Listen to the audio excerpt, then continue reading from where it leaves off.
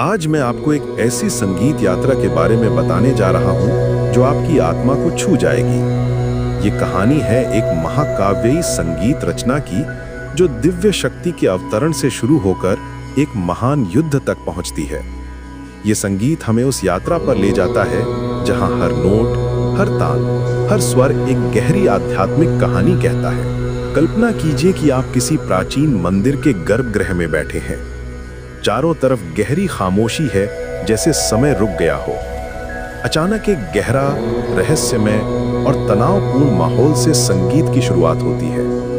दूर गरजते बादलों जैसी भारी बेस गूंज सुनाई देती है जो आपकी छाती में कंपन पैदा करती है। ये आवाज इतनी गहरी है कि लगता है जैसे पृथ्वी के भीतर से आ रही हो।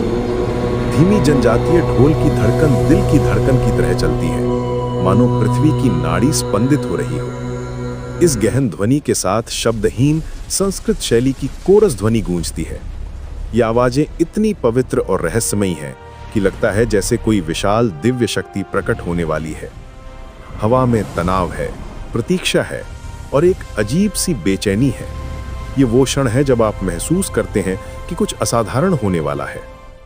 फिर धीरे धीरे ऑर्केस्ट्रा की वायलिन धुन उठती है।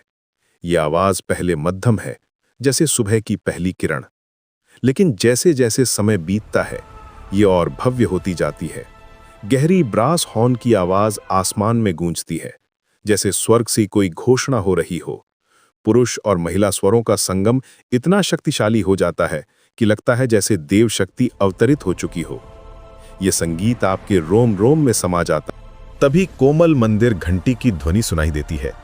यह आवाज इतनी पवित्र है कि मानो किसी दिव्य उपस्थिति की पुष्टि हो रही हो। लेकिन ये शांति ज्यादा देर नहीं टिकती। ये केवल तूफान से पहले की शांति है। अचानक संगीत की गति तेज हो जाती है। जनजातीय परकशन युद्ध की तैयारी का संकेत देता है। ढोल की आवाजें अब और तीव्र हो गई हैं, जैसे योद्धा अपने हथियार उठा रहे हों। वायलिन की धुन में तनाव भर जाता है और माहौल बताता है कि युद्ध शुरू हो चुका है। हर स्वर में संघर्ष की गूंज है। कोरस कब लयबद्ध हो गया है, जैसे युद्ध के नारे लग रहे हों। वायलिन की आवाजें ऊंची उठती हैं, तनाव से भरी हुई।